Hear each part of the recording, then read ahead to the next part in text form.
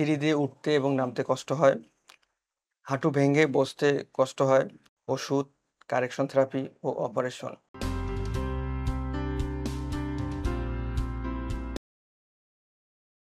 আসসালামু আলাইকুম দর্শক, এএসপিসি ম্যানিপুলেশন থেরাপির পক্ষ থেকে শুভেচ্ছা ও অভিনন্দন।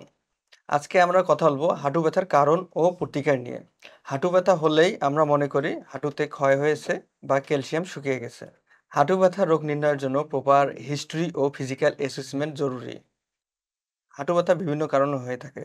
আঘাতজনিত কারণে হতে পারে, স্পোর্টস ইনজুরির জন্য হতে পারে, বাত বা রিউমাটয়েড আর্থ্রাইটিসের কারণে হতে পারে, অস্টিও আর্থ্রাইটিস বা ক্ষয়জনিত রোগের কারণে হতে পারে, লিগামেন্ট ইনজুরি বা স্পোর্টস ইনজুরির কারণে হতে পারে, মিনিসকাস ইনজুরি হতে পারে। হাঁটু ব্যথা হলে আমাদের কি সমস্যা হয়? সিঁড়ি দিয়ে উঠতে এবং নামতে কষ্ট হয়, হাঁটু ভেঙে বসতে কষ্ট হয়, নামাজে বসে নামাজ পড়তে হয় বা নামাজ পড়তে কষ্ট হয়। হাঁটু ব্যথার চিকিৎসা ৩ ভাবে করা হয়: ওষুধ, কারেকশন থেরাপি ও অপারেশন। হাঁটু ব্যথা চিকিৎসায় ওষুধ প্রাথমিক পর্যায়ে খুব কার্যকর, সাথে বিশ্রাম নিতে হয়।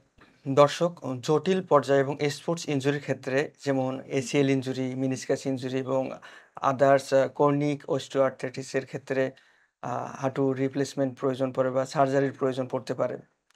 হাঁটু সম্পর্কিত সকল সমস্যার চিকিৎসায় আপনি কারেকশন থেরাপি নিতে পারেন, যা আপনাকে স্বল্প সময়ে স্বাভাবিক জীবনে ফিরতে সাহায্য করতে পারে। এই সেবাটি আপনি স্বল্প খরচে আমাদের এএসপিসি ম্যানিপুলেশন থেরাপি সেন্টারের আউটডোরে নিতে পারেন।